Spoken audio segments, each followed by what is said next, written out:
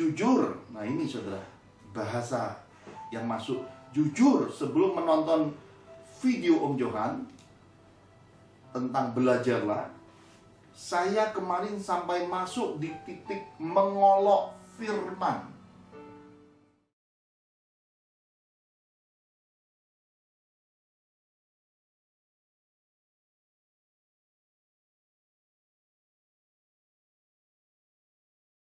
Ikuti terus setiap minggunya. Kalau saudara terlewatkan untuk ibadah live atau online-nya, saudara bisa cari di YouTube. Tinggal ketik Father's Miracle, akan ketemu video-video dari minggu ke minggu. Dan judulnya sambung menyambung, isi di dalamnya kiranya jadi berkat. Karena anak-anak Tuhan yang dari Tangerang kemarin sampai titik mengolok-ngolok dan meragukan firman, akhirnya menemukan jawaban Tuhan dan memberi pengakuan bahwa aku percaya Om, Yesus Kristus itu ada dan Tuhan itu iya dan amin.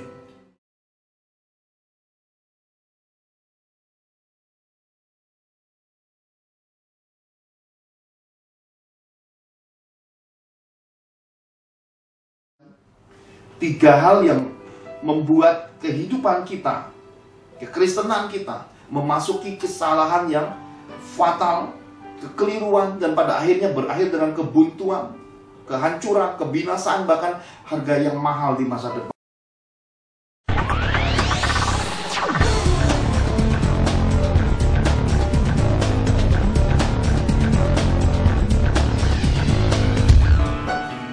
Pulau-pulau menyembah, gereja Tuhan bersangkulah, hujan air turun atas Indonesia.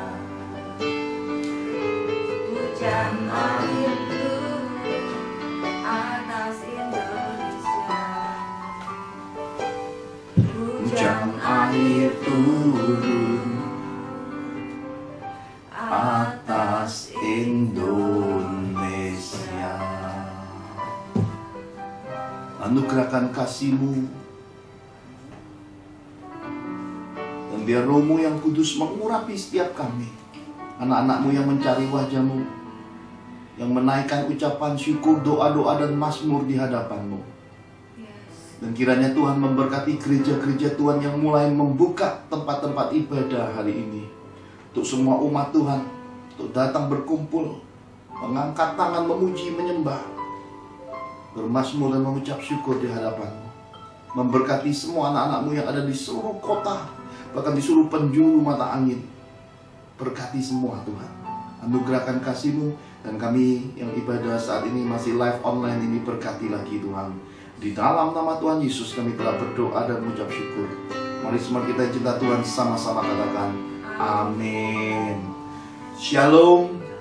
Saudara terkasih, minggu lalu ada banyak anak-anak Tuhan menghubungi telepon ministry, menghubungi Bu Angel dan bertanya, mengapa rekaman ibadah live minggu lalu yang diberi judul Belajarlah tidak muncul di YouTube, tidak muncul di dalam email para subscriber, tidak ada notification. Mengapa tidak muncul? Saudara, seperti biasa sesudah kita ibadah, videonya malam di-upload ke YouTube. Senin pagi atau paling telat Senin siang biasanya sudah bisa ditonton, sudah bisa di-share untuk dibagikan kepada saudara-saudara seiman yang lain, saudara. Tetapi minggu ini sesuatu yang tak biasa telah terjadi. Videonya sudah di-upload, tetapi videonya menggantung. Linknya dapat, tetapi para subscriber tidak mendapat notification dari YouTube-nya. Mengapa ya? Saya juga tidak tahu, saudara. Karena itu kebijakan dari manajemen YouTube-nya. Mungkin ada beberapa hal yang mereka kaji sebelum pada akhirnya di pertengahan minggu, kira-kira Kamis atau Jumat kemarin, baru muncul di list video-video YouTube-nya Father's Miracle, saudara. Nah, saya mau bagikan beberapa kiriman WA yang masuk dari beberapa anak-anak muda di kota Tangerang.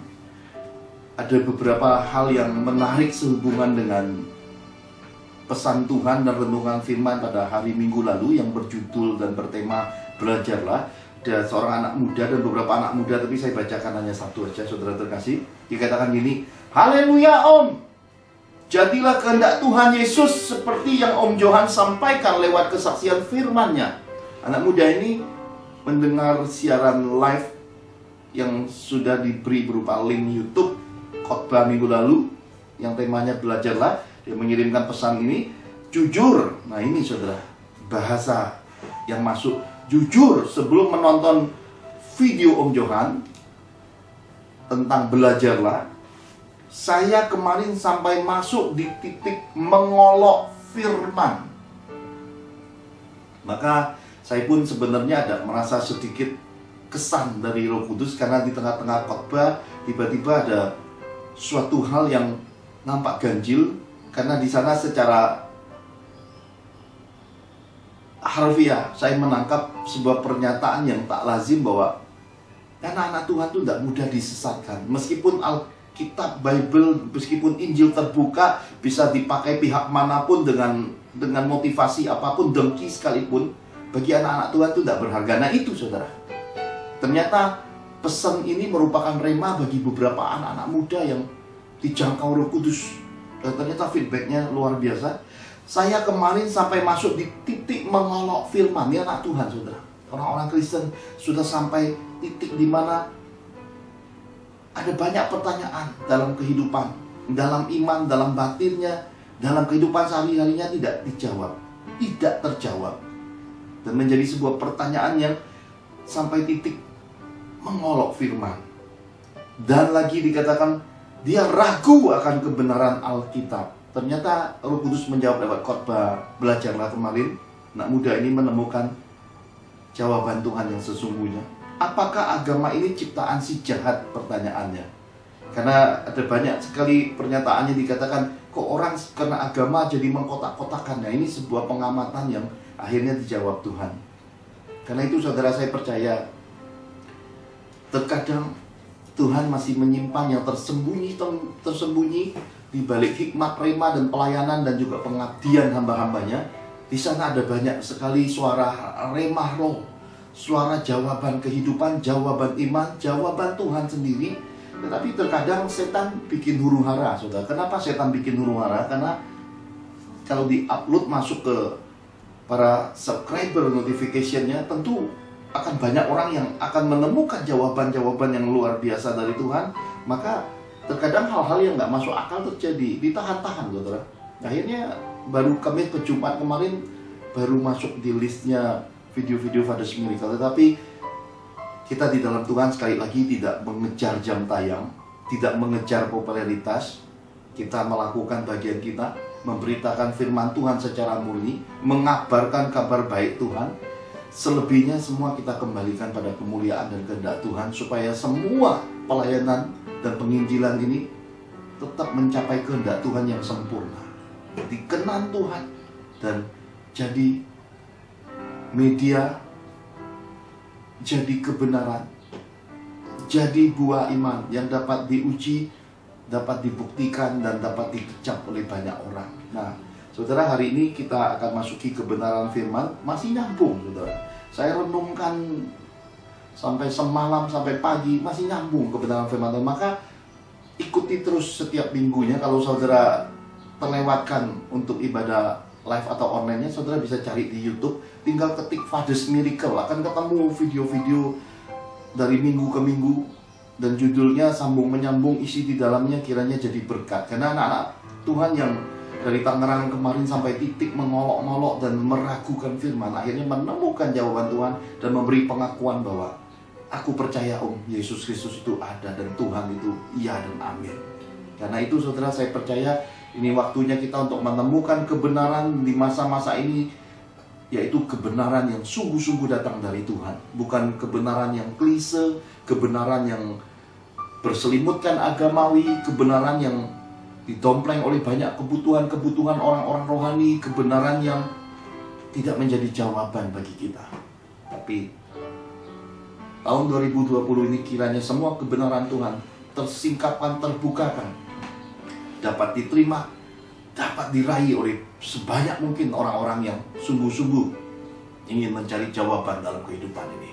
Mari bersama-sama kita mulai lebih dulu di dalam kitab 1 Samuel pasal 15 ayat 19 sampai yang ke-23. 1 Samuel 15 ayat 19 sampai 23. Mengapa engkau tidak mendengarkan suara Tuhan? Mengapa engkau mengambil jarahan dan melakukan apa yang jahat di mata Tuhan?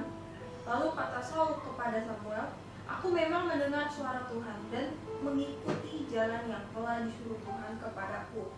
Dan aku membawa Agag, raja orang Amalek. Tetapi orang Amalek itu sendiri telah kutumpas.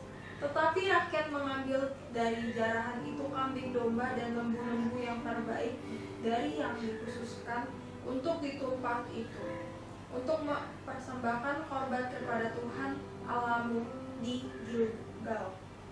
Tetapi jawab Samuel, apakah Tuhan itu berkenan kepada korban bakaran dan korban sembelihan sama seperti kepada mendengarkan suara Tuhan? Sesungguhnya mendengarkan lebih baik daripada korban sembelihan, memperhatikan lebih baik daripada lemak domba-domba jantan. Sebab pendurhakaan adalah sama seperti dosa bertenun, dan kedegilan adalah sama seperti menyembah berhala dan terapim. Karena engkau telah menolak firman Tuhan, maka ia telah menolak engkau sebagai raja. Amin. Saudara terkasih, di sesi belajar minggu yang lalu kita menangkap satu bagian, yaitu taat kepada Tuhan. Belajar untuk taat kepada Tuhan. Bagaimana belajar taat kepada Tuhan? Kita masuki sesi yang ini, yaitu mendengar suara Tuhan. Nah, saudara, kita belajar lewat raja pertama dari bangsa Israel, yaitu masa di mana berakhirnya masa hakim-hakim, masa para nabi. Kemudian ketika bangsa Israel tidak melihat suatu contoh gambaran seperti yang pernah saya sampaikan dari kekeliruan, kesalahan di dalam pelayanan Imam Eli, jatuh kepada Nabi Samuel. Ketika bangsa Israel melihat anak-anak Nabi Samuel pun tidak hidup seperti papanya, tidak hidup seperti seorang nabi, akhirnya bangsa Israel meronta-ronta, menjerit-jerit, menangis-nangis. Mereka meminta seorang raja, dan Tuhan memberi raja yang bernama Saul. Kita tahu Saul ini secara figur perawakannya tinggi besar, gagah, ganteng sekali, dan hidupnya di dalam ketersediaan, nyaman, mapan, saudara, ya. Kita bisa baca kisah lengkapnya di dalam kitab Nabi Samuel. Ketika dia pergi mencari kambing dombanya yang hilang, di situ dia berpapasan dengan Nabi Samuel. Ada pernyataan-pernyataan profetik yang disampaikan Nabi Samuel, kamu mencari apa yang hilang bagimu, tetapi bangsa Israel mencari sesuatu yang ada pada dirimu. Nah, ini luar biasa. Dan kita belajar lewat Raja Saul ini suatu keadaan. Nah, kita belajar beberapa versi, dimensi di dalamnya. Kita belajar seperti yang sudah-sudah, berakit-akit ke hulu. Kita belajar bersakit-sakit, belajar kesalahan dan pelanggaran lebih dulu. Karena tema mendengar suara Tuhan ini mesti kita pahami, karena kesalahan ini dari generasi ke generasi hingga hari ini, generasi akhir zaman ini masih terjadi. Biar kita refresh lagi hari ini untuk menyadarkan, mengingatkan kita kesalahan-kesalahan yang ada. Saya punya pengalaman yang menarik sehubungan kesalahan. Di masa kita merendahkan diri, berdoa, puasa sesuai kehendak Tuhan bulan lalu, hampir setiap malam saya menderita serangan sakit pada perut. Sakit, setiap malam sakit. Sakitnya itu sampai melilit dan mencengkram. Lalu saya bertanya pada Tuhan, kenapa bisa sakit? Dan Tuhan berkata, karena engkau sudah membawa masuk hidupmu pada sebuah pola kehidupan dan kebiasaan setiap malam itu minum minuman bersoda dengan es batu. Jadi selama masa PSBB ini saya minum minuman bersoda karena nikmat, saudara. Tetapi ternyata kenikmatan itu membawa bencana dan penyakit dan kesakitan yang hebat. Dan saya derita itu. Lalu saya mengambil sebuah keputusan sesuai perintah Tuhan, tidak menyentuh minuman soda dan es batu itu lagi. Dan luar biasa, Ketika kesadaran itu datang, ketika kita tahu itu kesalahan di dalam kebiasaan hidup, dan ketika kita mengambil komitmen dan memutuskan untuk menghentikan semua itu, Tuhan mengembalikan yang terhilang. Kesehatannya dikembalikan. Saya tidak lagi menderita sakit, tidak lagi mengalami rasa sakit di perut, dan terbebaskan. Nah, semoga hari ini sesudah kita belajar tentang mendengar suara Tuhan lewat kesalahan, kekeliruan yang mungkin tanpa kita sadari sudah menjadi sebuah kebiasaan pola kehidupan rohani yang sebenarnya menjadi kekeliruan dan kesalahan yang fatal yang kita kerjakan terus-menerus, yang pada akhirnya menggerogoti iman kita, menghancurkan kehidupan kesehatan keluarga kita, kesehatan rohani kita, hari-hari baik kita, kenikmatan tidur, kenikmatan makan kita, semua dicuri oleh karena kita melakukan hal-hal yang sebenarnya tidak sesuai dengan kehendak Tuhan. Semoga lewat pelajaran hari ini, seperti saya mencapai terobosan kembali lagi pada kasih yang semula, kembali pada kebiasaan yang menurut pengaturan Tuhan, hidup lagi di dalam anugerah dan kebahagiaan dan kesehatan. Moga-moga semua saudara-saudara terkasih di dalam Tuhan menemukan hal yang sama. Karena kita bisa melihat ketika Tuhan memerintahkan Nabi Samuel untuk memberitahukan kepada Saul sebagai raja Israel menumpas suku bangsa Amalek, jangan menyisakan apapun. Di sini kita bisa mendengar Samuel berkata, kenapa kedengaran ya suara mbek-mbek ngeh ya, suara kambing domba. Saudara kalau baca kisahnya menarik sekali. Lihat, ketika orang buat salah tidak mencapai sebuah kegentleman, ya, gentlemannya tidak ada. Kalau kita tidak mencapai satu kesejatian, tidak mencapai warna asli seperti seorang Nathanael, ini lihat, akan lahir hal-hal yang disebut roh-roh ngeles, saudara. Lihat, saudara. Lalu kata Saul kepada Samuel, aku memang mendengarkan suara Tuhan dan mengikuti jalan yang telah disuruh Tuhan kepadaku. Ini hal yang baik, karena sudah menang perang, sudah melakukan apa yang Tuhan perintahkan, nampaknya sangat rohani. Lihat. Dan aku membawa Agag raja orang Amalek, tetapi orang Amalek itu sendiri telah kutumpas. Lihat, saudara. Lihat, ini alasannya. Tetapi rakyat mengambil dari jarahan itu kambing, domba, dan lembu yang terbaik dari yang dikhususkan untuk ditumpas itu, untuk mempersembahkan korban kepada Tuhan Allahmu di Gilgal. Jadi membawa sebuah kesan di dalam kehidupan ini dengan roh-roh mengeles, sikap tidak gentle, sikap tidak yang muncul dari kesejatian orang-orang takut Tuhan ini. Seakan-akan Tuhan tuh bisa disuap, seakan-akan suara Tuhan tuh bisa digantikan dengan hal-hal yang baik, seakan-akan niat baik manusia itu melebihi perintah Tuhan. Ini saudara, fatal dalam kehidupan. Saya berkata hari-hari ini kita bisa mengamati banyak kehidupan rohani. Ada banyak orang tenggelam di dalam hidup dosa, banyak orang melanggar firman, ada banyak orang kehidupan dan rekam jejak bahkan jati dirinya menggambarkan dia justru tidak sesuai dengan kebenaran firman. Tapi mereka menutupnya seakan-akan pelayanan itu, seakan-akan semua yang diperbuat di balik kebaikan rohani itu bisa menutup semua itu. Ini kitab suci, ini kebenarannya. Perhatikan jawaban Tuhan lewat Nabi Samuel. Apakah Tuhan itu berkenan kepada korban bakaran dan korban sembelihan sama seperti kepada mendengarkan suara Tuhan? Saudara, Saul tidak mendengar secara langsung suara Tuhan. Saul dimentoring, dibimbing Nabi Samuel yang sudah jelas rekam jejak dari awal, hanya seorang pemuda biasa yang tidak ada apa-apanya, tiba-tiba diurapi, penuh dengan roh keperkasaan, memenangkan perang, diangkat jadi raja, malah berperang sesuai perintah Tuhan, menang. Tetapi dia mengabaikan beberapa hal penting. Oleh karena apa? Hati yang tertarik, hati yang terikat, hati yang tergoda, hati yang terjerat, hati yang mengambil kesempatan yang dilarang Tuhan. Itu persoalan utamanya, saudara. Ada banyak di dalam kekristenan ini, ada banyak orang tidak bisa menjagai dirinya terhadap hal-hal yang dikhususkan dan dikuduskan Tuhan. Saudara mencuri, saudara ngambil bagian yang bukan bagianmu, itu sama saja dengan dosa yang diperbuat oleh Raja Saul ini, saudara. Karena itu di dalam hidup ini nanti yang berkumpul dengan Tuhan Yesus di hari rapture nanti itu disebut orang-orang setiawan, orang-orang yang setia, saudara. Yang sudah diproses, yang sudah dibentuk, yang sudah mengalami peperangan, yang dimurnikan, yang mengalami pergumulan, yang mengalami segala bentuk peremukan hidup. Tetapi mereka kedapatan generasi setiawan Tuhan. Itu yang dipilih, saudara.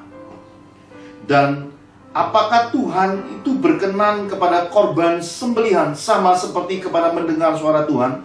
Nih kuncinya. Sesungguhnya mendengarkan lebih baik daripada korban sembelihan, memperhatikan lebih baik daripada lemak domba-domba jantan.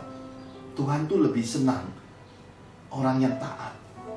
Tuhan tuh lebih menyukai korban hati yang kudus, hati yang mau dengar-dengaran suara Tuhan, hati yang melekat kepada Tuhan.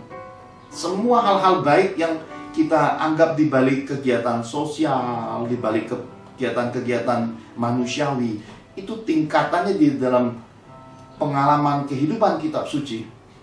Tuhan lebih berkenan kepada orang yang telah dikhususkan, dikuduskan, orang yang telah dipilih Tuhan itu untuk berkomitmen mendengar suara Tuhan, melakukan perintah Tuhan, mentaati Tuhan tanpa kompromi, saudara. Oleh karena itu saya percaya ini sebuah hal yang baik untuk kita memahaminya. Kenapa? Karena dipesankan Nabi Samuel, sebab pendurhakaan ketika kita tidak taat kepada perintah dan suara Tuhan, ketika kita coba melanggar firman rema yang bergema dan kita coba tenggelam menikmati perbuatan-perbuatan dosa, itu sama seperti dosa bertenung. Jadi sama tingkatannya dengan dosa yang dibenci Tuhan, bertenung dan kedekilan. Dekil itu artinya orang yang sudah nggak bisa diomongin lagi, bebal sampai tahap speechless, nggak bisa diomongin lagi. Dan dikatakan juga sama seperti menyembah berhala dan terafim. Ini yang disebut tersesat. Ini yang disebut penyesatan, menggantikan Tuhan dengan yang namanya berhala dan terafim. Karena apa? Karena itulah sebuah bentuk pembangkangan, pemberontakan, ketidaktaatan dari anak-anak Tuhan. Ternyata ketika kita memilih menolak firman, menolak Roh Kudus, menolak suara kebenaran Injil, sebenarnya kita sedang menolak Tuhan sendiri. Ini Tuhan pesankan buat kita, untuk mari pelan-pelan kita ambil waktu sejenak bertenang. Karena di dalam hati yang bimbang, hati yang mendua, hati yang deru sana deru sini, wah ini itu, nanti kita akan menemukan siapa kita dalam kehidupan, siapa kita di hadapan Tuhan. Ada banyak anak-anak Tuhan hari ini memulai gebiar-gebiar. Saudara, saya ingin mengingatkan saudara, di dalam anugerah Tuhan yang besar, izinkan saya juga memberi nasihat rohani. Bacalah kitab suci, bukan hanya secara detail-detail, tapi lihat luasan besarnya. Dari Kejadian, Perjanjian Lama, Hakim-Hakim, nasihat-nasihat, Amsal, Mazmur, kitab-kitab nabi-nabi, saudara temukan Tuhan dalam dimensi kemuliaan Bapa. Dan ketika kita masuk pembatasnya di dalam Maliaki, ini menjadi sandaran semua orang-orang yang melayani di organisasi, di rumah-rumah Tuhan. Tuhan menjamin ketika kita melihat sebuah tulisan tentang persembahan persepuluhan, tidak dimaksudkan untuk membuat oknum-oknum rohani hamba-hamba Tuhan jadi kaya, bukan. Persembahan persepuluhan itu untuk persediaan perbekalan makanan di rumah Tuhan, untuk pengelolaan segala keperluan ibadah. Itu tujuan utama dari persembahan persepuluhan. Kita memasuki kelahiran Yesus, melihat semua keberadaan kemuliaan, di mana roh nabi-nabi perjanjian lama itu oleh kematian Yesus tabir terbelah dari atas ke bawah. Roh itu diminta Tuhan Yesus pada Bapa, dicurahkan secara langsung oleh Tuhan Yesus sendiri di hari Pentakosta itu. Roh nabi-nabi masuk pada gereja-gereja Tuhan, maka semua kita bisa diberi karunia-karunia roh, bernubuat, banyak karunia pelengkapan di dalamnya. Kalau kita pelajari kekayaan kekristenan di dalamnya luar biasa. Tetapi di antara iman, kasih, dan pengharapan, iman dan pengharapan itu tidak sempurna, saudaraku. Saya menyelidiki karunia kesembuhan selama 22 tahun lebih. Saya melihat Tuhan itu penyembuh, Tuhan itu sempurna. Tetapi kita ini rekan sekerjanya yang tidak sempurna, yang diciptakan dari debu tanah. Terbatas. Kenapa saya berkata terbatas? Karena ternyata iman itu ada tingkatannya, iman itu ada porsi, ada kapasitas dan kualitasnya. Maka Tuhan Yesus memberi sebuah perumpamaan, iman itu sebesar biji sesawi aja cukup. Kenapa? Sebesar biji sesawi, kalau saudara pernah lihat biji itu, seperti titiknya mata pena, satu titik itu ukurannya, itu bisa memindahkan gunung. Yang kecil seperti itu aja mindahin gunung. Jadi kita bisa tahu betapa kecilnya iman kita di hadapan Tuhan. Jadi kita tidak bisa bermegah di balik karunia, dan kita tidak bisa tuntut orang-orang untuk menjadi demikian sakti dan hebatnya, karena semua itu sebenarnya adalah Tuhan sendiri. Anugerah semuanya itu. Bukan karena kuat gagah dan kesanggupan manusia. Manusia hanya menjadi sarana, media, rekan sekerja di mana roh Tuhan memakai debu bejana tanah ini untuk menyatakan Tuhan itu punya kuasa dan kedaulatan dan kemuliaan. Pelajari tentang itu. Dan bicara harapan. Ada banyak anak-anak Tuhan gak sabar ketika menantikan janji-janji Tuhan. Ada banyak anak-anak Tuhan gugur, gagal, pergi tinggalkan proses. Sebagian mencuri kemuliaan karena merasa pelayanan tuh enak. Karena sebagian merasa, yuk buka persekutuan, yuk pelayanan. Seakan-akan semua itu hal yang menjadi sebuah musiman di dalam kekeliruan. Saudara, Tuhan mengajarkan kita doa yang tersembunyi. Doa Bapa kami, belajar berpuasa, memberi doa, itu tempat tersembunyi. Kitab suci mengajarkan semua itu kepada kita dan kepada murid-murid yang begitu mengenal Tuhan, yang diperlengkapi Roh Kudus. Pelayanan mereka pun, lihat akhir hidup mereka. Hampir semua murid-murid generasi gereja mula-mula itu martir. Karena peperangannya bukan dengan darah dan daging, tetapi penguasa-penguasa dunia ini, penghulu-penghulu, pemerintah-pemerintah kegelapan yang coba menghalangi terang kasih Yesus masuk menyelamatkan seisi dunia ini. Ya, karena itu saudara, pelajari, lihat. Tuhan Yesus mengunci jawaban, mengunci keadaan doa. 2 atau 3 orang berkumpul dalam namaku, aku ada di tengah-tengah mereka. Dan mintalah apa saja, percayalah apa yang kamu minta diberikan bagimu. Jadi doa itu nggak perlu banyak-banyak. Saudara nggak usah ajak satu kampung, satu RT, ayo doa ya, perang ini, doa ini, doa. Itu gebiar-gebiar rohani, saudara. Doalah, cukup bawa orang yang terdekat dalam hidupmu, keluargamu, sahabat rohanimu, rekan sekerja dalam Tuhan yang paling dekat. Ambil waktu doa. Pak, tapi mereka nggak tahu. Jangan merasa dipentingkan banget di dalam kehidupan rohani ini. Jangan merasa dunia ini nggak berputar kalau engkau tidak bersuara. Pahami, jangan jadi pahlawan rohani kesiangan, saudara. Kenapa? Saya melihat kekeliruan dalam kekristenan ini karena ada banyak orang menjadikan kekristenan ini sebuah pertunjukan, saudara. Seakan-akan kekristenan ini kayak babak sebuah opera, saudara. Ayo undang ya. Saya rasa enggak gitu. Apakah saudara pernah menemukan dalam pelayanan Tuhan Yesus 3,5 tahun dia mengundang orang-orang?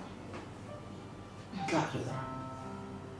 Bahkan ketika Tuhan singgah di kolam Bethesda, apakah semua orang tercelik melihat Yesus? Enggak. Semua orang masih melihat kebutuhan hidupnya. Mereka lihat air, kalau goncang ada malaikat turun. Ya, di kolam Siloam tuh semua orang ngejar air itu. Mereka tidak mengejar akan yang namanya Yesus yang di depan matanya. Kenapa? Karena mereka pikir yang sudah mereka akan dapat mukjizat itu ya ketika malaikat itu turun. Dan ketika Yesus berdiri di depannya, mereka bisa lihat. Jadi saudara, dalam hidup ini, kalau bukan dikaruniakan, tidak bisa diapa-apain, saudara. Kalau bukan Tuhan yang memilih, jangan harap saudara bisa memilih. Kalau bukan Tuhan yang lebih dulu memberi roh pertobatan kesadaran, jangan berharap saudara bisa menangkan jiwa-jiwa. Dan kita berpikir bahwa dalam hidup ini, wah, sangat dibutuhkan. Saya berharap saudara memahami semua titik ini supaya bisa mengambil jalan-jalan yang tepat, jalan-jalan iman, jalan kasih karunia, jalan kemurnian, jalan-jalan Tuhan yang sesungguhnya. Supaya apa? supaya jangan terjebak dari 3 hal yang sebentar saya akan sharingkan. 3 hal yang membuat kehidupan kita, kekristenan kita memasuki kesalahan yang fatal, kekeliruan, dan pada akhirnya berakhir dengan kebuntuan, kehancuran, kebinasaan, bahkan harga yang mahal di masa depan. Mari kita lihat bagian yang pertama. Saya bagikan melalui kisah-kisah secara terbuka. Nanti di dalamnya kita menangkap makna secara luasnya, saudara, karena di dalamnya ada porsi hal-hal yang Tuhan pesankan berharga di balik kisah-kisah kejadian kitab suci. Nanti saudara baca penuh perenungan. Karena semua yang dari Tuhan terkadang, meskipun Pak Johan sampaikan secara sederhana, tetap di dalamnya mengandung roh. Seperti yang tadi saya saksikan di awal pembukaan firman. Ada anak-anak Tuhan langsung nangkep jawaban Tuhan. Kadang saudara juga bingung, kok tiba-tiba ada yang lari ke kiri, ke kanan sedikit. Kadang-kadang memang di dalam pelayanan roh ini kita tidak bisa membatasi pergerakan Roh Kudus maunya seperti apa, tapi kita bisa melihat yang terpenting adalah buahnya. Ada kemuliaan, ada jiwa-jiwa, ada hal-hal yang luar biasa Tuhan pakai, dan semua itu ditarik kembali untuk memuliakan Tuhan dan Juru Selamat kita Yesus Kristus. Amin. Mari kita lihat bagian yang pertama, 2 Samuel 16 ayat 5 sampai yang ke-10. Demikian firman Tuhan, ketika Raja Daud telah sampai ke Bahurim, keluarlah dari sana seorang dari kaum keluarga Saul. Ia bernama Simei bin Gera. Sambil mendekati raja, ia terus-menerus mengutuk. Daud dan semua pegawai Raja Daud dilemparinya dengan batu, walaupun segenap tentara dan semua pahlawan berjalan di kiri kanannya. Beginilah perkataan Simei pada waktu ia mengutuk. Enyalah engkau penumpah darah orang dursila. Tuhan telah membalas kepadamu segala darah keluarga Saul yang engkau gantikan menjadi raja. Tuhan telah menyerahkan kedudukan raja kepada anakmu Absalom. Sesungguhnya engkau sekarang dirundung malam, karena engkau seorang penumpah darah. Lalu berkatalah Abisai, anak Zeruya, kepada raja, mengapa anjing mati ini mengutuki tuanku raja? Izinkanlah aku menyeberang dan memenggal kepalanya. Tetapi kata raja, apakah urusanmu dengan kamu? Apakah urusanku dengan kamu, hai anak-anak Zeruya? Biarlah ia mengutuk, sebab apabila Tuhan berfirman kepadanya, kutukilah Daud. Siapakah yang bertanya, mengapa engkau berbuat demikian? Amin. Saudara, kalau saudara membaca di dalam 2 Samuel 16 ayat 5-10, saudara akan menemukan pada hari itu Daud melarikan diri. Tata kerajaannya direbut anaknya sendiri yang bernama Absalom. Semua ini adalah kasih karunia. Kenapa saya berkata kasih karunia? Karena semua kehidupan itu Tuhan yang ngatur. Bagaimana mungkin anak kandung memberontak terhadap papanya sendiri? Pasti ada kaitannya dengan Tuhan. Karena itu di dalam kehidupan anak-anak Tuhan, orang-orang Kristen, anak-anak orang beriman, segala sesuatu jawabannya ada pada Tuhan. Hubungan pribadi kita dengan Tuhan. Maka yang pertama kita bisa melihat bahwa penilaian rohani yang keliru hari ini adalah penilaian rohani tidak didasarkan pada penyertaan Tuhan. Kita bisa melihat Simei bin Gera ini garis keturunan dari keluarga besarnya Raja Saul, otomatis masih merupakan kerabat Daud, karena Daud ini mantu dari Raja Saul. Pernah dekat orang ini dulu dengan Daud. Tapi ketika Daud menggantikan posisi Saul, Simei ini punya kebencian. Simei ini punya kepahitan dan tidak bisa nerima. Nah, hari ini di dalam kekristenan ini Tuhan mengajarkan kepada kita kesusahan sehari cukup sehari. Kalau marah jangan sampai nyimpen marah sampai matahari terbenam. Bahkan kitab Amsal memberi kita sebuah pemahaman, jagalah hati dengan segala kewaspadaan. Hati itu tempat pancaran kehidupan. Nah, kita bisa melihat sesuatu yang mengerikan. Daud melarikan diri, Simei bin Gera mengutukinya, saudara. Kutukannya itu, wah saudara, Nyala, engkau penumpah darah orang Dursila. Tuhan telah membalas kepadamu segala darah keluarga Saul yang kau gantikan menjadi raja. Saudara bisa melihat, ini kata-kata kutub yang kasar, kata-kata kepahitan. Orang rohani kalau pahit, kata-katanya juga jahat, saudara. Jadi kalau saudara melayani Tuhan, saudara punya persekutuan, saudara punya gereja, saudara punya relasi banyak di dalam dunia rohani, tidak menjamin saudara kebal terhadap kepahitan, saudara. Saudara perlu sembuh. Saudara perlu menyadari keadaan diri. Sampai selimutnya semua rohani, selimutnya semua instrumen rohani di dalamnya keropos, saudara. Jangan sampai seakan-akan bungkusannya demikian mewah, demikian eksotik, dikagumi, dipuji banyak orang, dalamnya isinya bangkai, saudara. Kekristenan harus sampai titik pada kesadaran seperti yang Tuhan nyatakan ini, bahwa kalau Tuhan menemukan kita, dia akan menemukan kesukaan. Kalau dia menemukan kejijikan, dia akan memuntahkan kita. Hanya orang yang disukai Tuhan yang disertai. Kalau tidak disukai, tidak akan disertai. Karena itu, kenapa dikatakan harus sangkal diri pikul salib oleh perintah Tuhan Yesus setiap hari? Kenapa? Karena kesukaan itu harus dibangun setiap hari. Karena semua yang ingin mengasihi, yang ingin memberi kesukaan kepada Tuhan Yesus itu harus menyadari, mengkoreksi dirinya setiap hari. Nah, saudara, pahami sampai keadaan ini, supaya jangan sampai kita mengulang lagi kesalahan Raja Saul. Kita menganggap Tuhan dapat disogok, disuap lewat pelayanan, lewat ministry kita. Seakan-akan yang kita buat amal-amal itu kita kira bisa menutupi kebohongan dan ketidakjujuran kita di balik apa yang kita gebiarkan itu. Berhenti, saudara. Kitab suci sudah mengurung segala sesuatu. Upah dosa itu maut. Tuhan tidak akan membebaskan orang yang melakukan pelanggaran, kesalahan, dan dosa. Bahkan bisa membalaskannya pada generasi-generasi berikutnya hingga menjadi rumpun kutub, saudara.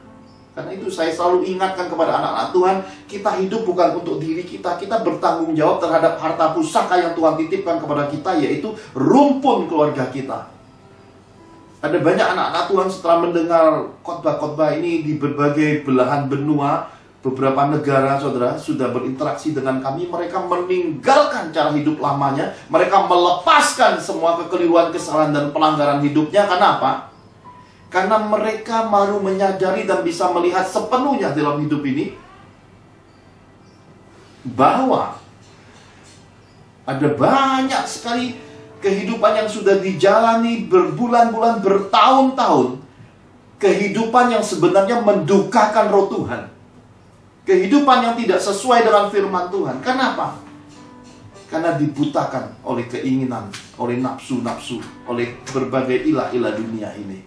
Dan ketika terang Tuhan datang, menyadari sepenuhnya hidup bukan untuk diri sendiri, juga bertanggung jawab terhadap harta pusaka, yaitu keluarga. Untuk membawa keluarga mengenal akan Tuhan, hidup takut akan Tuhan.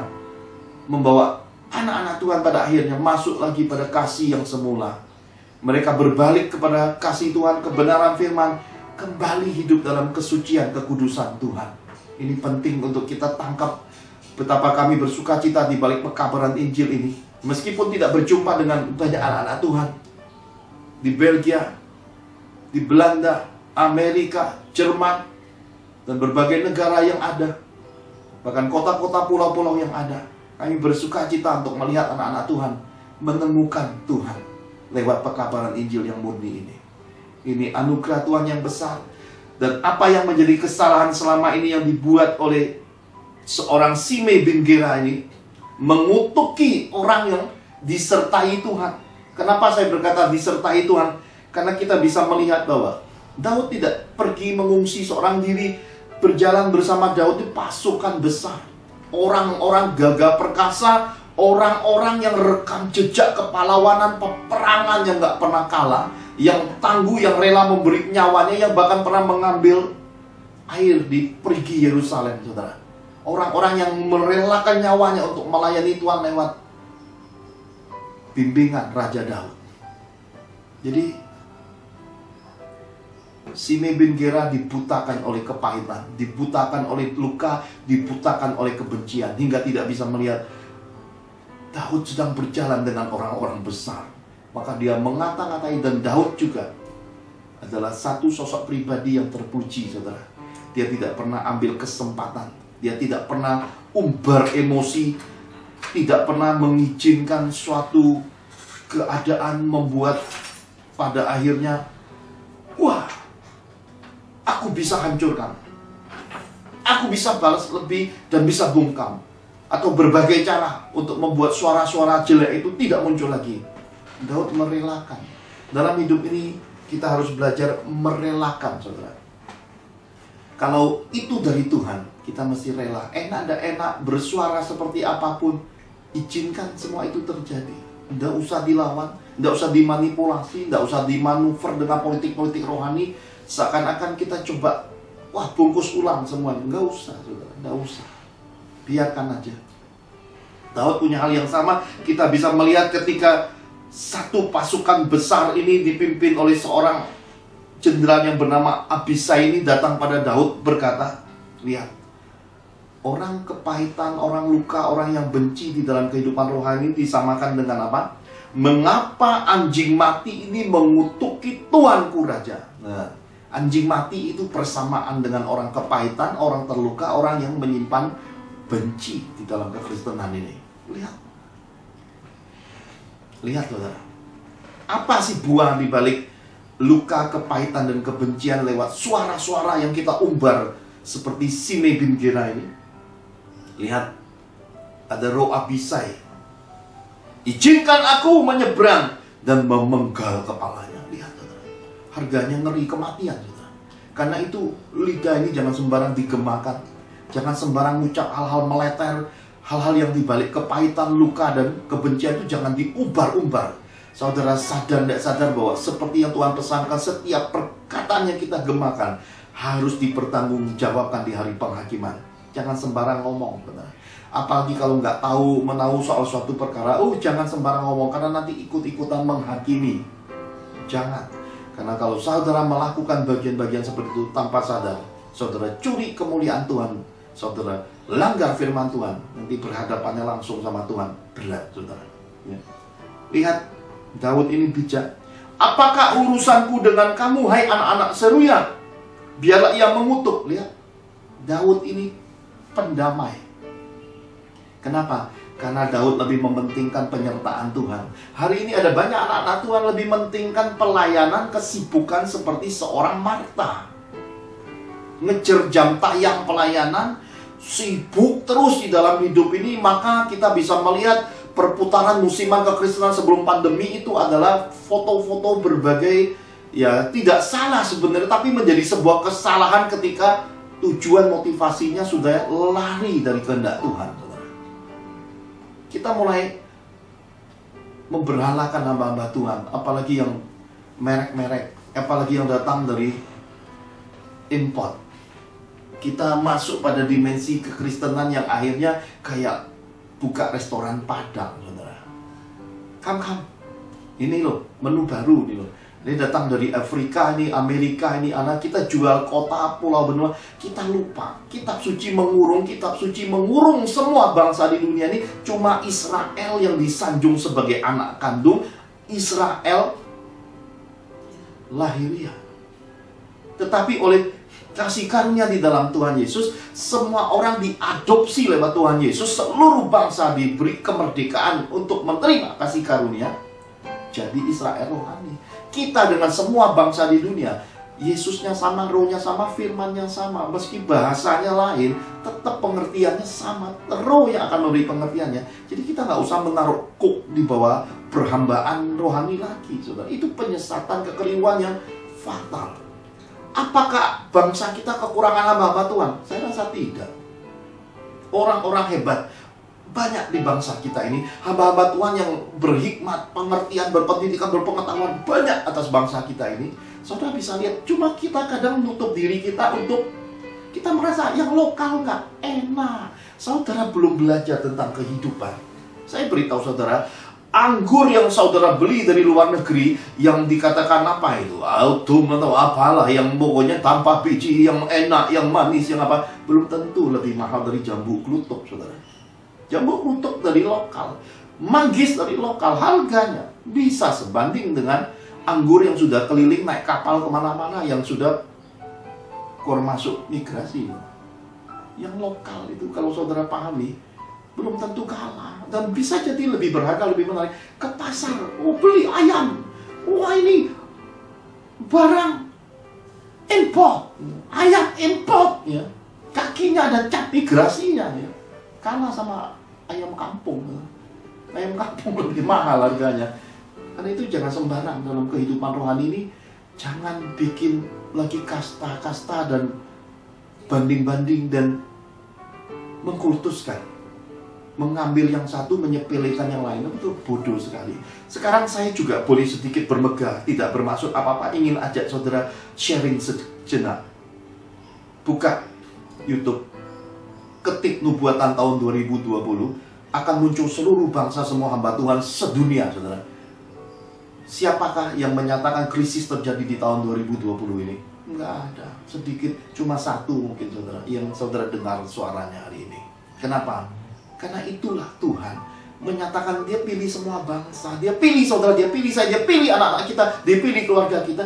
Kita jangan buat kasta-kasta. Jangan jadi generasi kacung kampret lagi, saudara. Ya, berhenti dari kakam rohani ini, saudara ya. Kita tidak diciptakan untuk jadi kakam rohani. Kita diciptakan jadi generasi serupa segambar dengan Yesus Kristus. Pahami akan hal ini, saudara. Saya ini minggu ini sudah keluar pelayanan 2 kali, saudara.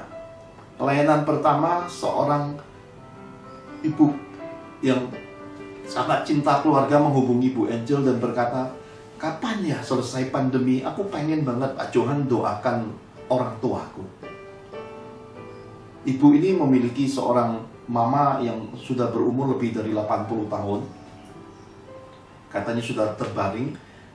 Pengen ketemu Pak Johan, pengen dengar suara Tuhan, ingin lihat bagaimanakah kasih karunia Tuhan terhadap mamanya, terhadap keluarganya. Dan Tuhan tuh ngomong sama saya, lucu saudara. Kenapa? Pergilah nak. Loh, saya bilang bukan suruh berdiam Tuhan. Sudah waktunya. Oh, gitu Tuhan. Iya. Ya sudah, saya bilang Bu Angel, atur aja. Oh ya Pak, boleh Pak? Boleh. Ya. Karena selama saya melayani Tuhan selama lebih dari 22 tahun ini, Tuhan sangat mengasihi orang-orang yang sudah berusia, saudara. Saya tidak tahu, atau karena panggilan saya banyak melayani orang-orang yang tidak pulang ke sorga. Setiap orang-orang yang sakit, orang-orang yang terbaring, orang-orang yang sudah berusia, itu Tuhan sangat mengasihi mereka. Karena itu saudara, saya percaya apa yang kita tabur semasa kita kuat, semasa kita muda, menentukan bagaimanakah akhir hidup kita, pandangan Tuhan terhadap diri kita pribadi. Dan malam sebelum saya berangkat pelayanan besoknya, Roh Kudus mendatangi saya dan berkata, "Nak, besok itu pelayanan melepaskan berkat." Saya bilang, wah luar biasa Tuhan. Dan benar, waktu kami ketemu saudara, satu rumpun keluarga ibu ini menerima berkat Tuhan. Dari mulai mamanya yang berbaring, saudara, di usia tuanya, adiknya, iparnya, ponakannya, sampai diri ibu ini sendiri menerima limpahan berkat, berkat semua. Maka diberkatilah orang yang datang dalam nama Tuhan. Diberkatilah saudara yang bersandar mendengar suara Tuhan. Diberkatilah saudara yang haus lapar akan Tuhan. Diberkatilah engkau dan sisi keluargamu, oleh karena engkau begitu mengasihi Tuhan. Pulangnya, si ibunya bekali Bu Angel ada beberapa bungkusan. Di perjalanan Bu Angel itu, karena merasa sudah siang ya, mau cari makan siang kan, kita tahu belum banyak restoran buka. Sempat membuka bungkusan titipan, wah dibuka, wah ini kesukaan Bapak. Saya yang lagi nyetir noleh ya, karena kesukaan itu membuat kita tertarik, noleh. Saya begitu lihat, wah ini dahsyat. Kenapa? Ada beberapa potong pempek saudara di sana. Saya lihat, wah ini dahsyat. Kalau kemarin sempat sakit tenggorokan karena pempek goreng, ini pempek rebus. Tuhan tahu ketika kita menguasai diri, Dia menyempurnakan semua yang kita perlu. Dia menyediakan semua, bahkan kesukaan kita pun disediakan Tuhan. Kenapa? Karena firman berkata, apa yang kamu semai, apa yang kamu tabur, itu pasti kamu tuai. Karena semua yang kita kerjakan dalam Tuhan diberkati untuk memberkati, diperlengkapi untuk memberkati. Maka diberkati dan memberkati ini jadi hal yang indah di dalam kehidupan orang-orang yang takut akan Tuhan. Lepaskan berkat-berkat Tuhan melayani, pulangnya seorang pekerja tidak kehilangan upah. Lihat pempek di jalan, saudara ya. Dan saya merasa bahwa ini firman bisa buat semua orang yang jualan dan buat pempek bisa tersenyum, saudara ya. Ini luar biasa. Diberkatilah semua anak-anak Tuhan yang punya kasih karunia seperti ini, dan begitu dimakan, saudara, pempeknya enak banget. Saya jarang-jarang makan titipan anak Tuhan tuh lebih dari 3 kali. Saya sudah makan 3 kali itu pempek sampai seisi rumah. Kalau boleh jangan sampai tahu ada pempek di rumah. Tapi kami tidak lakukan seperti itu, kami bagi-bagi. Tetapi jatahnya Serat si bungsu, ternyata dia melanjutkan puasa Daniel, saudara. Sesudah puasa kehendak Tuhan 1 bulan itu, dia melanjutkan puasa Daniel. Saya berkata, bagus nak, lanjutkan bersama Tuhan. Papa dukung kamu, karena porsi pempekmu papa yang makan. Kelamaan nunggu kamu selesai puasa. Dan si bungsu ini juga sangat senang makan pempek. Jadi saya berkata, lebih baik cari Tuhan. Nanti pempek akan datang gelombang berikutnya, pasti lebih enak, lebih banyak. Karena apa? Tuhan itu jawaban. Carilah dahulu kerajaan Tuhan, cari Tuhan lebih dulu. Nanti semua yang kita mungkin bilang, oh aku nggak kebagian, oh aku lewat musim Tuhan, nanti Tuhan sudah kumpulkan jadi tabungan deposit hidupmu, kesukaan yang berlimpah-limpah datang. Karena itu kalau kita ikut Tuhan, lepaskan semua hal, relakan semua hal, izinkan semua hal berlalu oleh karena Tuhan. Kadang di dalam hidup, dalam kemiskinan, dalam kekurangan, kalau Tuhan bilang pergi beri dan serahkan semua, terkadang sakit buat kita. Udah, relain. Nanti saudara akan lihat buah di masa depan. Tetapi kunci yang selalu saya pesankan kepada anak-anak Tuhan, kalau melakukan segala sesuatu menurut perintah Tuhan, harus didasari ketulusan. Jangan hitung-hitungan dan dagang sama Tuhan. Kalau aku beri ini, aku ini ya Tuhan, aku ini ya. Kalau aku dapat begini, nanti aku mungkin. Nggak usah ya. Nasarkan dalam hati, diam-diam aja. Nanti kalau sudah terwujud, baru kerjakan. Nggak usah sesumbarkan dengan kata-kata. Terkadang dalam hidup ini, diam dan disimpan dalam hati itu berharga, saudara. Kerjakan dalam anugerah seperti itu. Nah, kita tahu bagian pertama ini bahwa di kemudian hari Simei bayar harga mahal. Kenapa? Karena setiap orang yang menyimpan kepahitan, kebencian, yang menyimpan hal-hal yang penuh dengan kemarahan, tidak akan bisa taat, tidak akan bisa punya penguasaan diri. Pada generasi Salomo, Simei kedapatan itu semua dan akhirnya ya, mati dalam keadaan. Karena itu mari biasakan dalam diri, polahkan dalam diri untuk mendengar suara Tuhan. Apapun yang ada di dalam hidup, beri jeda waktu untuk diuji. Apapun di dalam hidup, tidak usah ke susu. Ya, susu di supermarket masih banyak, saudara. Ya, tidak usah ke susu, tidak usah buru-buru. Ya, kalau itu jatah dari Tuhan, kalau itu datang dari Tuhan, pasti gunung itu tidak bisa lari kemana-mana, udah pasti akan tetap ada dalam hidupmu. Takkan lari gunung dikejar istilahnya. Jadi yakinkan diri, kalau yang dari Tuhan itu pasti mengalahkan dunia. Pastikan seperti itu. Nah saudara, kita lihat bagian yang kedua, akan lebih menarik lagi.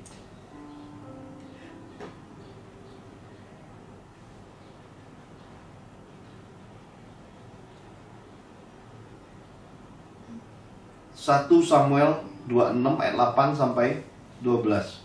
1 Samuel 26 ayat 8 sampai 12. Lalu berkatalah Abisai kepada Daud, pada hari ini Allah telah menyerahkan musuhmu ke dalam tanganmu. Oleh sebab itu izinkanlah kiranya aku menancapkan dia ke tanah dengan tombak ini. Dengan 1 tikaman saja, tidak usah dia kutancapkan 2 kali. Tetapi kata Daud kepada Abisai, jangan musnahkan dia, sebab siapakah yang dapat menjamah orang yang diurapi Tuhan dan bebas dari hukuman? Lagi kata Daud, demi Tuhan yang hidup, niscaya Tuhan akan membunuh dia, entah karena sampai ajalnya dan ia mati, entah karena ia pergi berperang dan hilang lenyap di sana. Kiranya Tuhan menjauhkan daripadaku untuk menjamah orang yang diurapi Tuhan. Ambillah sekarang tombak yang ada di sebelah kepalanya dan kendi itu, dan marilah kita pergi. Kemudian Daud mengambil tombak dan kendi itu dari sebelah kepala Saul, lalu mereka pergi. Tidak ada yang melihatnya, tidak ada yang mengetahuinya, tidak ada yang terbangun, sebab sekaliannya tidur, karena Tuhan membuat mereka tidur nyenyak. Amin. 1 Samuel 26 ayat 8 sampai 12 ini kita lihat sebuah kisah ketika Tuhan buka pada Daud kesempatan. Daud itu bisa sekali angkat golok, plak, urusan musuh selesai. Mertuanya yang bernama Raja Saul bisa sekali tebas, beres urusannya. Apakah kita semua hari ini diberi kesempatan seperti ini? Hingga ada banyak di antara kita dengan alasan rohani, dengan mengutip ayat-ayat yang menguntungkan diri, kita ambil semua kesempatan itu. Kita ingin segera bebas, kita ingin segera berkemenangan, kita ingin segera tinggalkan semua kesakitan dan semua beban berat itu. Apakah kita semua ini lakukan hal seperti ini, saudara? Yang kedua, kekeliruan, kesalahan fatal di balik kehidupan kekristenan hari ini adalah ada banyak orang tidak menimbang segala sesuatu berdasarkan firman dan kehendak Tuhan. Kenapa, saudara? Karena ada banyak orang gak tahan dengan proses, ditekan, susah tidur, makan gak enak, berat banget, pikiran terus, pikiran jalan sendiri. Ada banyak orang ingin segera selesaikan dan gak kuat lagi nahan beban penderitaan. Karena itu, saudara, ada banyak orang tidak bisa lagi bertenang. Kenapa? Karena kemelut hidup. Saya ingin pesan kepada saudara, kepada anak-anak Tuhan, sebisa mungkin jangan berhutang. Sebisa mungkin hindari semua yang berbau laba-laba-laba, saudara. Yang berbau bunga-bunga, ya. Yang berbau iming-iming, saudara. Dapatkan pinjaman, bunga ringan, tidak ada persyaratannya. Saudara sedang memberi dirimu masuk pada jebakan Batman, saudara. Ya. Sekali terikat langsung gak bisa lepas. Dan ketika saudara coba lepas dengan anugerah dan dengan doa jerit-jerit, tiap bulan hanya akan jadi pergumulan. Kenapa?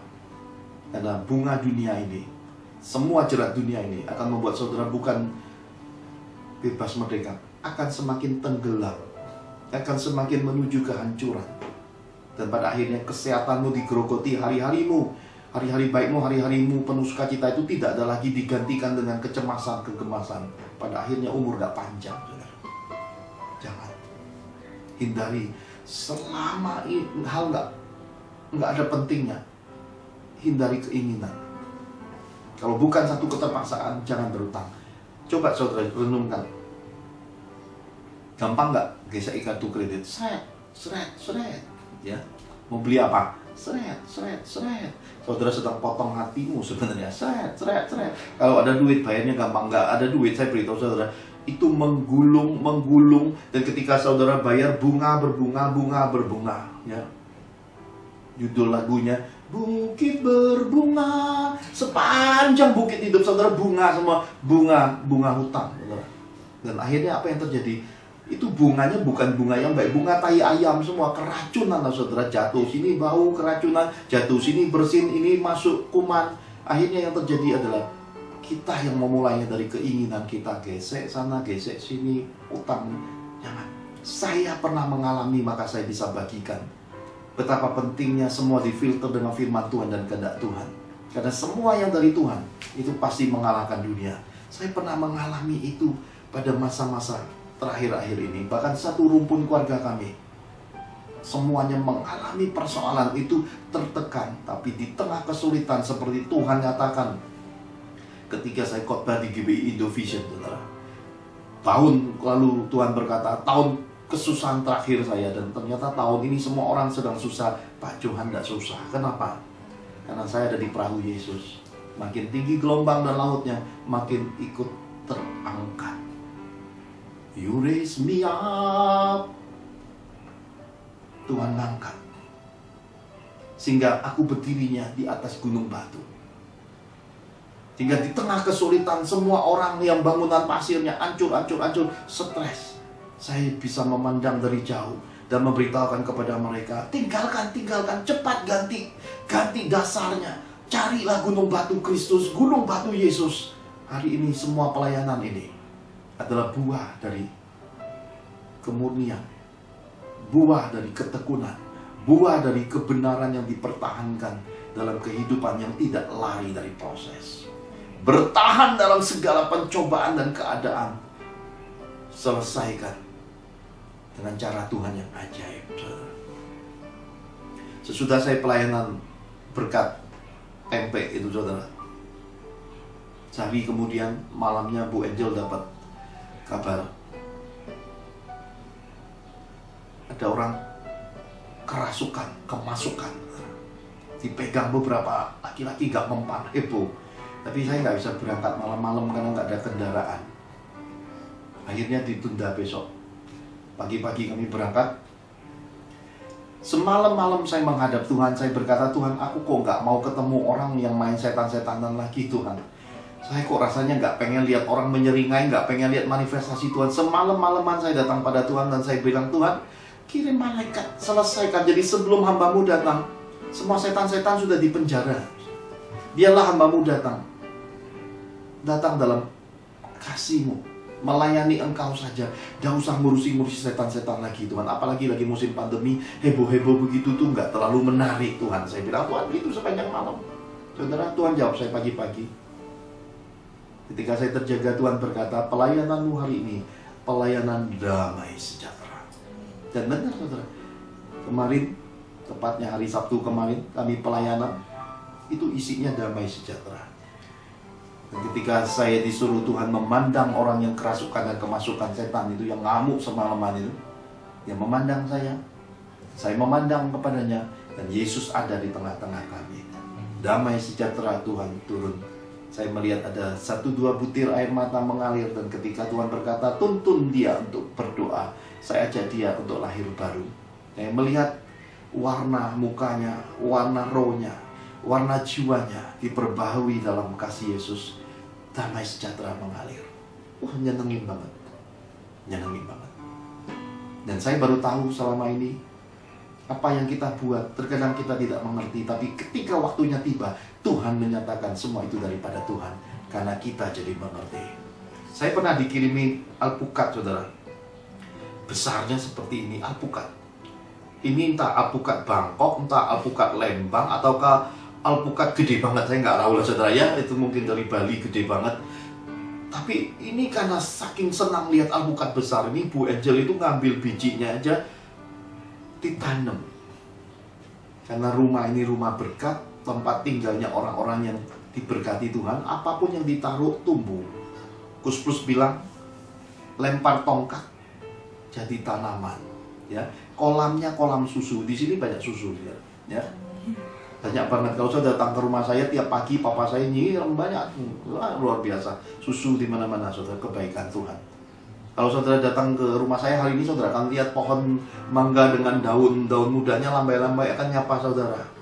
Marilah kemari, hei, hei, hei. Ya begitu. Dan saya tiap pagi bangunnya buka jendela, saya sambil lihat daun-daun menari-nari. Saya rasakan betapa indahnya hidup ini. Betapa luar biasanya Tuhan kita itu. Itulah Tuhan. Dan siapa sangka kemarin tiba-tiba Tuhan berkata, pohon alpukat yang sudah semeter hari ini tumbuh di rumah kami di pot bunga.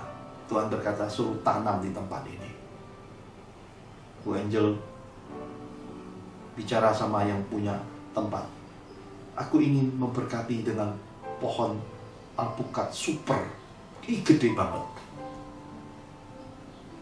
Saudara, yang punya tempat, wah, sukacita, senang banget ya. Ya ini Tuhan. Kita nggak ngerti karena apa yang Tuhan kerjakan, tapi suatu hari nanti kalau itu dari Tuhan, kita akan temukan kesukaan dan kebahagiaan, dan kita bisa mengerti karena Tuhan menyatakannya. Amin. Yuk kita lihat bagian yang ketiga, yang terakhir. Yakobus 3 ayat 1 sampai yang kelima.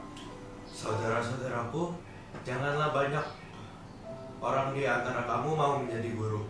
Sebab kita tahu bahwa sebagai guru, kita akan dihakimi menurut ukuran yang lebih berat. Sebab kita semua bersalah dalam banyak hal. Barang siapa tidak bersalah dalam perkataan, ia adalah orang yang sempurna, yang dapat juga mengendalikan seluruh tubuhnya. Kita mengenakan kekang pada mulut kuda sehingga ia menurut kehendak kita. Dengan jalan demikian, kita dapat juga mengendalikan seluruh tubuhnya. Dan lihat saja kapal-kapal walaupun amat besar dan digerakkan oleh angin keras, namun dapat dikendalikan oleh kemudi yang amat kecil, menurut kehendak jurumudi. Demikian juga lidah, walaupun suatu anggota kecil dari tubuh, namun dapat memegahkan perkara-perkara yang besar. Lihatlah betapa pun kecilnya api, ia dapat membakar hutan yang besar. Amin. Amin. Saudara, waktu saya terima pesan Yakobus 3 ayat 1-5 ini, sebenarnya ada satu keganjilan. Saudara-saudaraku, janganlah banyak orang di antara kamu mau menjadi guru. Sedangkan di 5 jawatan itu ada jawatan guru pengajar. Ini kan ganjil sebenarnya surat Yakobus ini. Tetapi ketika Roh membentangkan, menjabarkan pengertiannya, saya kagum banget. Karena ternyata kitab suci itu sudah menubuatkan, meramalkan hari-hari yang akan datang di akhir zaman, generasi-generasi kita dan yang akan datang, tentang kekeliruan-kekeliruan ini, saudara. Yang ketiga ini bicara tentang kekeliruan banyak orang rohani yang berusaha menjadi guru buat orang lain. Orang rohani mau ngajar-ngajar dan memaksakan coba mengajar orang lain. Saudara, ini terjadi di akhir zaman. Maka semua orang berusaha untuk jadi imam-imam. Ya, ini kayak zaman hakim-hakim lagi. Ketika Tuhan diam, Tuhan tidak bicara, semua orang berbicara atas nama Tuhan. Tapi sebenarnya bukan sumberkan roh Tuhan, tapi itu hanya cap cip cup belalang kuncup, kutip-kutip sana, kutip sini. Kita berpikir hal seperti itu wajar, tapi sebenarnya itu kekeliruan. Itu kesalahan fatal dalam kehidupan, saudaraku. Saya tentu tidak akan semudah itu untuk menerima sebagaimana saya cerita ke saudara, karena saya pun tipenya, kalau dapat sesuatu saya selidiki dan saya tanya Tuhan, saya kejar sampai betul-betul Tuhan beri jawaban yang saya pahami, saudara. Kenapa? Kalau tidak, saya akan simpan, saya akan terus doakan, karena saya ikut Tuhan ini adalah waktu-waktu di mana dikatakan mendalami. Bukan sebatas masuk kuping kiri, keluar kuping kanan, kadang belum keluar, belum masuk sudah jatuh. Diculik sama burung-burung. Tetapi kita ikut Tuhan ini adalah proses. Tumbuh. Benar-benar rimbun, rindang, berbuah, dikecap buahnya manis. Kehidupan seperti itu, saudara. Karena itu saya percaya bahwa dalam kehidupan akhir zaman ini, kita mesti belajar bahwa jangan merasa diri terlalu dipentingkan. Itu kuncinya, saudara. Kalau kita merasa terlalu dipentingkan, hingga pada akhirnya kita menjadi kakam rohani, kacung kampret rohani. Roh-roh agamawi memperbudak kita untuk bertentangan dan coba kita cari salahnya orang, saudara. Kadang-kadang di dalam kehidupan akhir zaman ini udah mulai masuk suatu gelombang. Orang sering banget cari kesalahan orang, dompleng hal-hal rohani, bahkan beda kepercayaan agama pun didompleng untuk memunculkan diri. Buat apalah, saudara? Nggak ada keuntungannya. Nanti ujung-ujungnya pada satu titik dijegal setan. Urusannya masuk pengadilan lagi, urusan berhakim-hakiman dengan manusia lagi. Banyak capek, banyak harga, banyak lelah, dan nggak ada kemuliaannya, saudara. Kitab suci berkata, jikalau anak manusia ditinggikan, dia akan mendatangkan jiwa-jiwa. Itu bicara tentang apa? Itu bicara tentang kalau Yesus yang dimasyurkan dimuliakan, cepat atau lambat, Tuhan akan menentukan segala sesuatunya.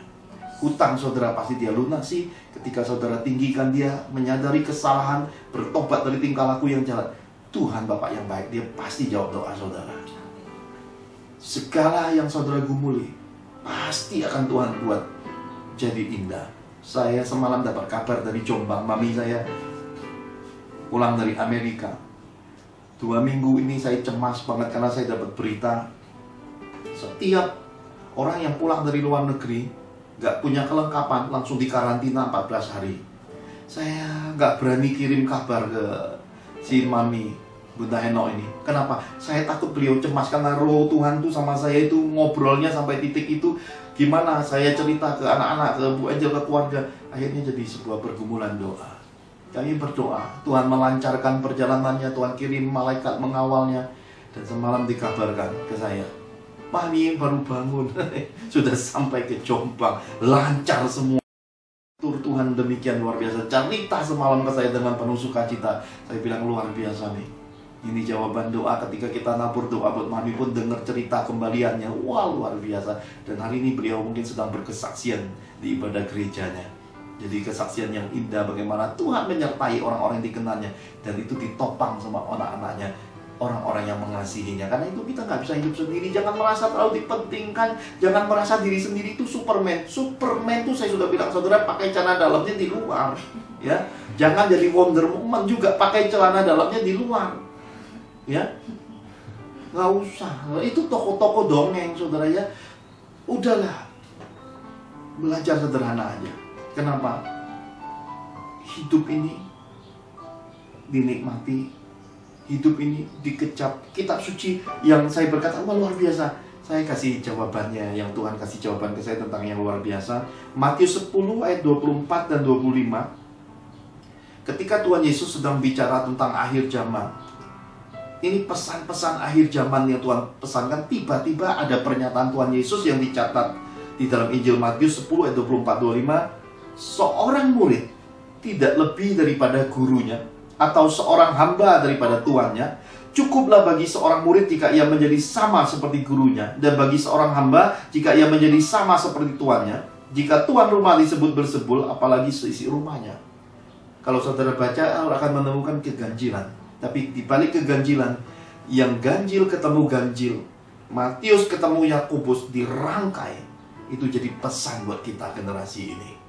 Jangan mau jadi guru, jangan sok kepinter, jangan merasa diri terlalu dibutuhkan. Nggak usah gagah-gagahan dalam kehidupan rohani. Nggak usah umbar-umbar, gebiar-gebiar. Nggak usah singgung sana, singgung sini. Luruslah pada Injil yang murni. Luruslah pada pekabaran sukacita. Luruslah pada kasih yang semula. Jaga gaya hidup. Karena setiap orang yang sudah melayani harus berdoa datang kepada Tuhan, minta diindahkan. Kenapa? Jangan sampai sesudah kita melayani, sesudah kita memberitakan Injil, sesudah kita berbuat kebaikan dalam nama Tuhan, kita sendiri ditolak Tuhan. Itu kan celaka 12, saudaraku. Kita mesti belajar hidup ini. Ketika kita buat sesuatu dalam ketaatan kepada Tuhan, mendengar suara Tuhan, melakukannya, kita bisa melihat Tuhan tersenyum, saudara. Itu kuncinya. Kemarin setelah pelayanan terakhir itu, kami diajak makan. Sebenarnya saya tolak dengan halus. Kenapa? Karena saya berpikir gak mungkin makan di tengah situasi begini. Ternyata kan Tuhan sudah membuat ibu kota, beberapa area sekitar ibu kota itu kan sebenarnya sudah mencapai suatu titik ketenangan, saudara. Semua orang sudah mungkin sudah terlalu bosan lama di rumah, sudah mulai beraktivitas, dan kelihatannya sudah jalan menganggap virus corona COVID-19 ini seperti DBD lah, sudah, saudara. Nggak bisa diapa-apain lagi. Yang bisa adalah kita ikuti apa yang disarankan, apa yang dianjurkan pemerintah. Jaga kesehatan, hidup bersih, jaga jarak. Hiduplah untuk mengamankan diri, nyawa. Ingat kesalahan kita, bencana pada kita bisa jadi bencana bawa pulang ke rumah. Karena itu setiap orang diberi pilihan kedewasaan untuk sadar. Yang kemudian saya bilang, emang ada restoran yang buka? Tante ini bilang, ya lihat, kalau ada ya kita makan, yang tidak ada ya tidak usah, katanya ya. Akhirnya kita pergi, dan ternyata ada yang buka. Dan bukanya itu ya seperti anjuran pemerintah. Restorannya itu 50%. Lantai bawahnya ditutup, lantai atasnya pun 50%, jaraknya jauh-jauh. Dulu kan banyak meja, sekarang jauh-jauh banget jaraknya. Jadi benar-benar berhikmat di dalam menjalani kehidupan. Selagi makan, tiba-tiba si tante ini berkata, ini makan terbanyak tante. Kaget. Kenapa? Ternyata berhari-hari, berminggu-minggu ini tertekan jiwanya. Tidak bisa makan, tidak bisa tidur. Dan ketika saya mendoakan yang kerasukan setan, juga mendoakan si tante ini.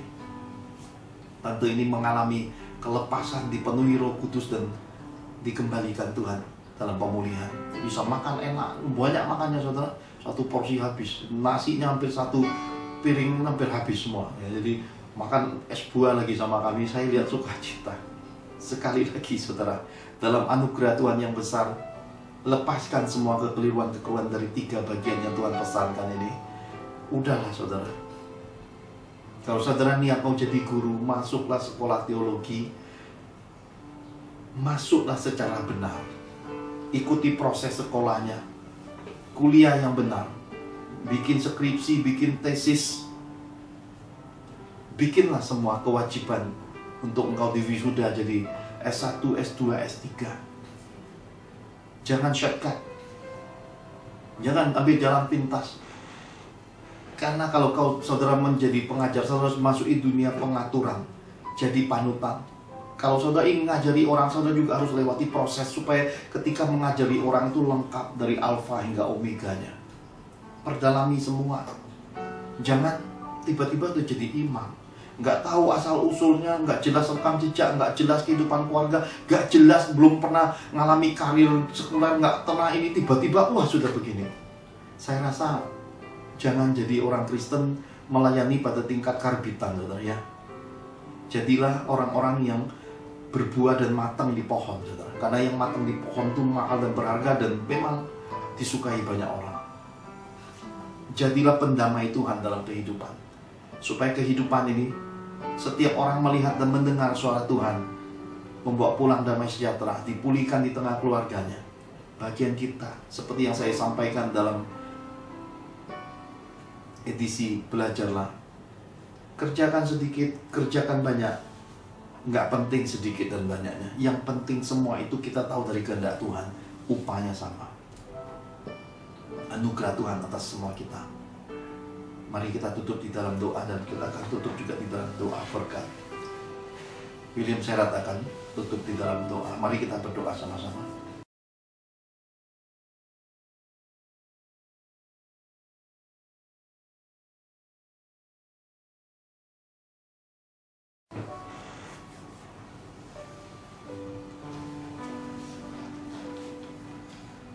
Bapa yang ada di surga, terima kasih atas kesempatan yang Tuhan Kau berikan. Hari ini kami dapat mendengarkan firman yang Engkau sampaikan melalui hamba-Nya. Terima kasih atas berkat yang Kau berikan dalam hidup kami, kasih-Mu Tuhan, dan pernyataan-Mu, perlindungan-Mu dari COVID-19 yang sedang merajalela di dunia ini, Tuhan. Lindungi, naungi kami selalu, Tuhan. Dan terima kasih atas firman yang Engkau berikan. Terima kasih, haleluya, amin.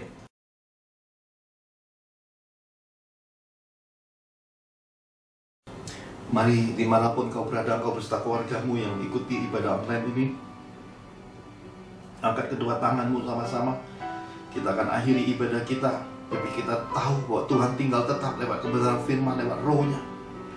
Lihat tangan-tangan yang terangkat, Tuhan. Dari Sabang sampai Merauke, dari bangsa-bangsa hingga benua-benua, ketika saudara-saudara seiman kami sehati sama-sama telah mendengarkan isi hatimu, kami mengangkat tangan. Turunlah berkat-berkat yang terbaik, berkat-berkat yang datang dari kebenaran firman, tunas-tunas terbaik, jejak kaki Tuhan yang berlemah, embun-embun terbaik, bahkan yang diembuskan turun dari gunung Hermonnya, turun bagi kami dan sisi keluarga kami. Tuhan menyediakan semua yang diperlukan umatnya. Tuhan melimpahkan rahmat pemeliharaannya. Anak-anaknya yang berhutang ditolongnya hingga melunasinya dan tidak lagi terjerat. Anak-anaknya yang mencapai kesadaran dalam pertobatan diberinya kasih-Nya yang semula dicurahkan, rohnya turun saat ini. Haus lapar akan Tuhan turun atas kami, berkat-berkat yang terbaik dilimpahkan, dianugerahkan melalui Putra Tunggalnya, Tuhan Yesus Kristus. Hingga dalam persekutuan, dalam kekuatan dan penghiburan Roh Kudus-Nya tinggal tetap atas kita semua hari ini, selama-lamanya. Maranatha. Kita terima semua berkat-berkat Tuhan ini, termaterai atas kita, termaterai atas anak-anak kita, generasi keturunan kita, anak cucu kita, mantu kita, semua keluarga besar kita diberkati. Di dalam nama Tuhan Yesus, sama-sama kita katakan amin. Tuhan Yesus memberkati.